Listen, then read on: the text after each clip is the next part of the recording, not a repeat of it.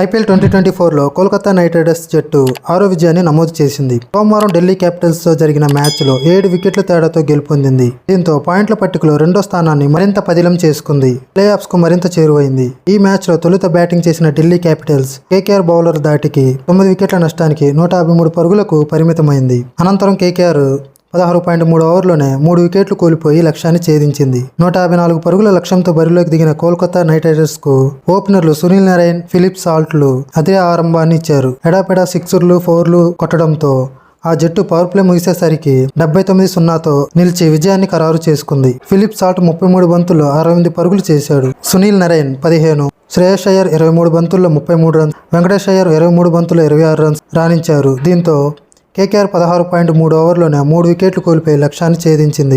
అంతకుముందు టాస్ గెలిచి బ్యాటింగ్ చేసిన ఢిల్లీ క్యాపిటల్స్ 9 వికెట్ల నష్టానికి 153 పరుగులకే పరిమితమైంది. Prithvi Shaw 13, Jake Fraser 12, Shai Hope 6 స్వల్ప స్కోర్లకి అవుట్ కావడంతో 37 పరుగులకే 3 వికెట్లు కోల్పోయి కష్టాల్లో పడింది. అభిషేక్ పోరెల్ 18, రిషబ్ పంత్ 27 కాసేపు నిలబడడంతో 10 ఓవర్లలో 93-4తో కోలుకున్నట్లే కనిపించింది. కానీ పంత్ అవుట్ అయిన తర్వాత ఆ జట్టు పతనం వేగంగా సాగింది. అక్షర్ పటేల్ 15, ట్రిస్టన్ స్టబ్స్ 4 స్వల్ప స్కోర్లకి అవుట్ అయ్యారు. దీంతో 111-8తో నిలిచిన ఢిల్లీ పూర్తి ఓవర్లు కాకుండానే ఆల్అవుట్ అవుతుందా అనిపించింది. కానీ సాధారణంగా బంతితో రాణించే కుల్దీప్ యాదవ్ ఈ మ్యాచ్లో బ్యాట్తోనూ సత్తా చాటాడు.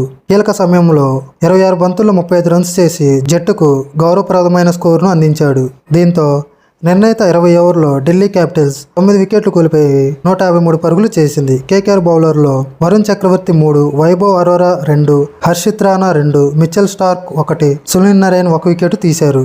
కాగా ఈ మ్యాచ్కి ముందు వరకు 10 మ్యాచ్ల్లో 5 గెలిచిన ఢిల్లీ పాయింట్ల పట్టికలో 6వ ప్లేస్లో నిలిచింది. కేకేఆర్ పై గెలిచి ఉంటే ఏకంగా 2వ స్థానానికి చేరేది. కానీ ఈ ఓటమితో 6వ స్థానంలోనే కొనసాగుతోంది.